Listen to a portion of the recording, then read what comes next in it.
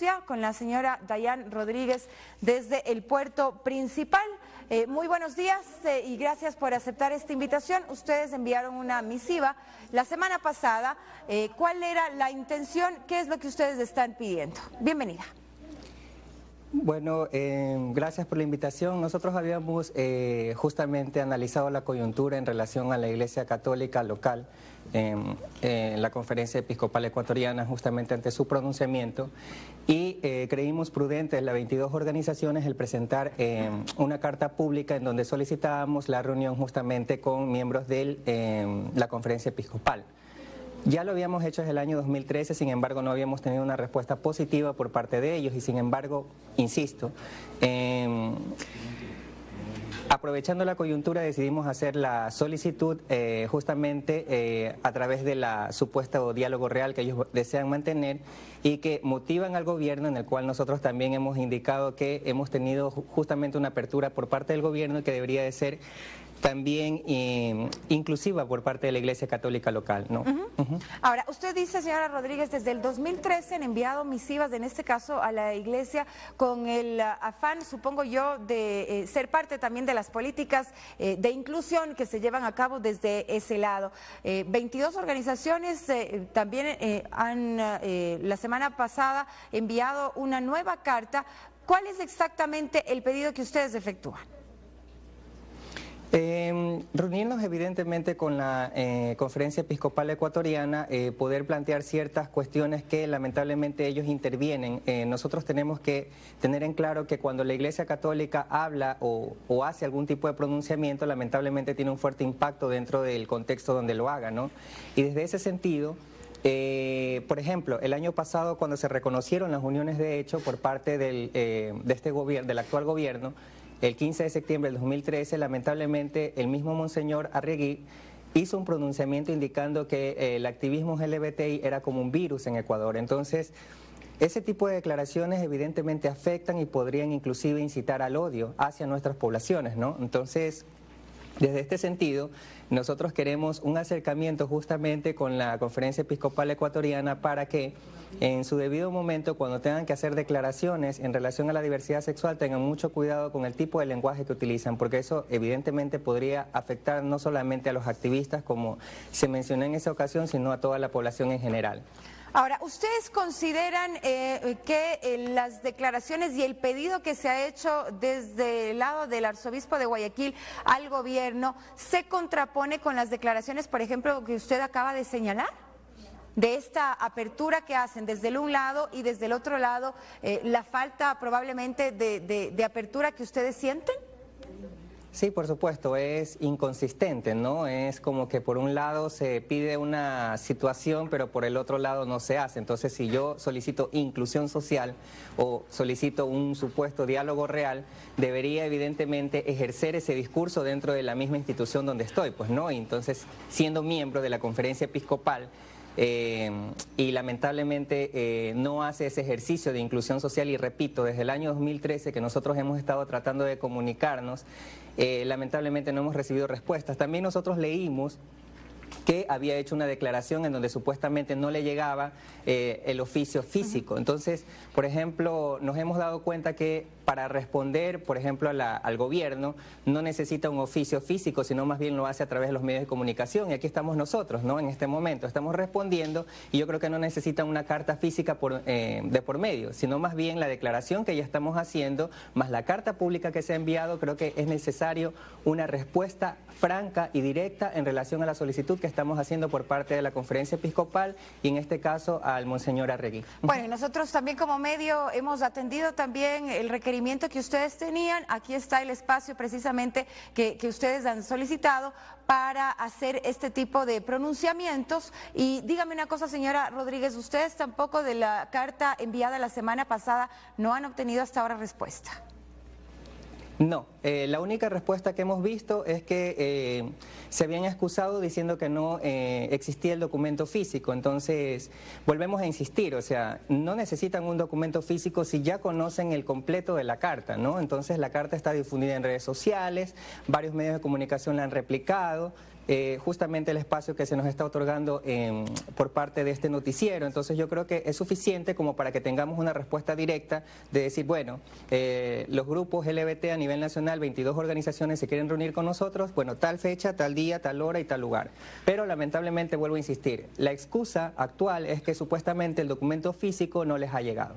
Bueno, ustedes estarían entonces dispuestos a reunirse y a plantear directamente las inquietudes para ver cuál sería la manera de tener mayor inclusión dentro de la iglesia también. Ahora, con respecto al diálogo, también se han hecho una serie de cuestionamientos en el sentido de que deberían ser mucho más abiertos estos diálogos. En el caso, por ejemplo, de las organizaciones LGBTI, hay muchas que están a favor de este diálogo y otras que no consideran que este diálogo pueda ser realmente productivo. ¿Cuál es un poco la apreciación que ustedes tienen? ¿Han planteado también inquietudes al régimen? ¿Han sido escuchados? Sí, en efecto. Dentro de los colectivos que hemos mantenido un acercamiento con el actual gobierno, hay colectivos evidentemente que hacen críticas constructivas al gobierno. Creo que nosotros podemos evidentemente enmarcarnos dentro de todo este proceso mientras haya un preámbulo de respeto, ¿no? Entonces, así como pasa en el movimiento de afrodescendientes, en el movimiento de indígenas, en el movimiento de mujeres, en donde hay grupos que son más radicales y otros grupos que buscamos la paz, como lo hace los grupos que nos hemos estado reuniendo con el Ejecutivo.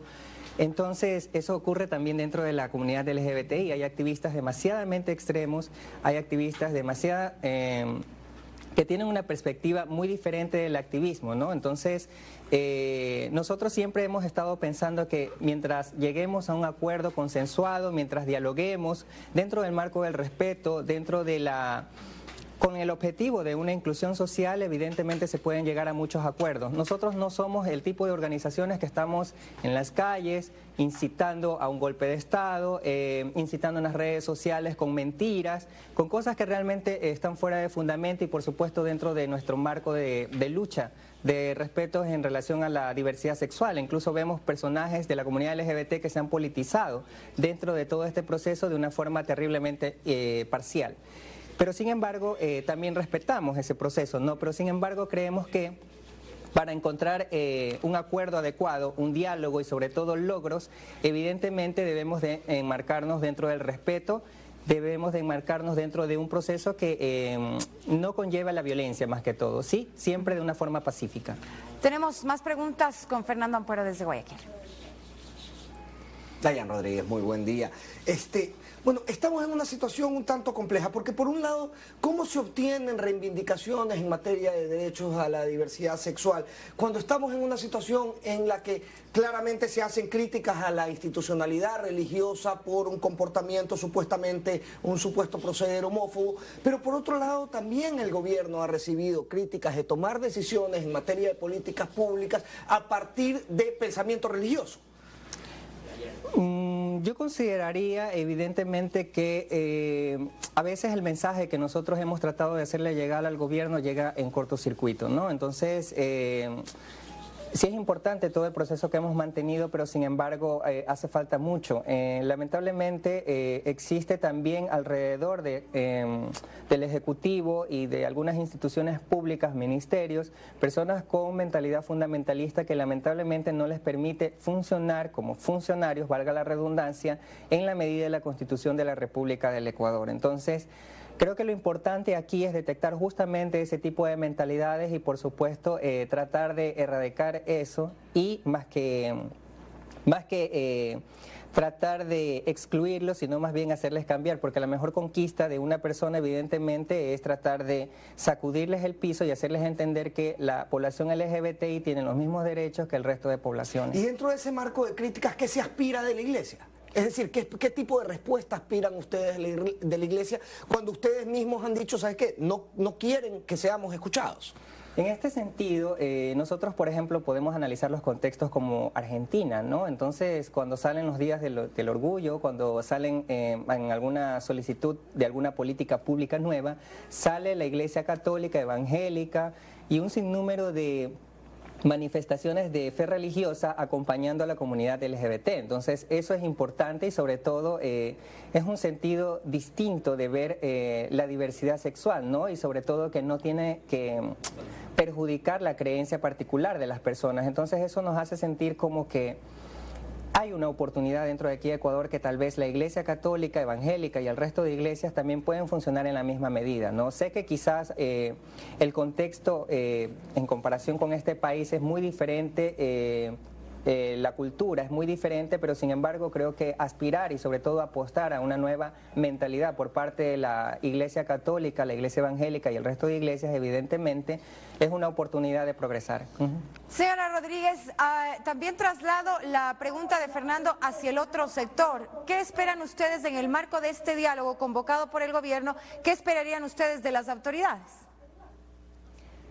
Por supuesto, la mayor oportunidad para exponer situaciones que nosotros hemos ido identificando en salud, educación, empleo y justicia, ¿no? Entonces, es otra oportunidad adicional en la cual podemos exponer todas estas situaciones. Vuelvo a repetir, a pesar de que hemos mantenido reuniones con el Ejecutivo, creo que es importante mantener como un proceso mucho más sistemático y más cercano, ¿no? Y esta convocatoria al diálogo por la equidad social es muy importante y sobre todo es muy consecutivo y participativo. Nosotros esperamos inclusive realizar este tipo de diálogos a nivel organizacional, desde las mismas instituciones de la sociedad civil LGBT a nivel nacional. Inclusive estamos pensando en hacer una convocatoria quizás en la ciudad de Guayaquil para poder hablar participativamente de todo este proceso. Ahora, una pregunta adicional, señora Rodríguez. Usted ha criticado también a aquellos grupos LGBTI que han salido a las calles, ha dicho en posiciones extremas, en un intento, de acuerdo a sus propias palabras, de golpe de Estado. ¿Por qué criticar a aquellas personas que no están de acuerdo con ciertas políticas del gobierno cuando ustedes también anteriormente tenían a las calles como un escenario de protesta? Sí, lo que ocurre es que una cuestión es que nosotros salgamos a protestar con carteles, salgamos a insistir en alguna política pública y otra cosa es que haya vandalismo, ¿no? Entonces, o haya consignas que evidentemente vayan a desestabilizar el actual gobierno, ¿no? Entonces nosotros como colectivo LGBTI y los colectivos que son aliados justamente a la Asociación Silueta X, no creemos que un proceso democrático deba de ser devaluado o deba de ser anulado justamente desde esta perspectiva, sino más bien, vuelvo a repetir, desde un diálogo pacífico como lo hemos ido manteniendo, desde una protesta, desde una solicitud en donde seamos escuchados de una forma respetuosa y evidentemente lleguemos a acuerdos. No estamos de acuerdo con ningún tipo de violencia que se da en las calles, en las redes sociales se ven cosas en donde andan mintiendo, ¿no? Una cosa es que nosotros digamos: no estoy de acuerdo con el actual gobierno, pero otra cosa es que yo salga con mentiras, salga con injurias y cosas por el estilo. Inclusive eso está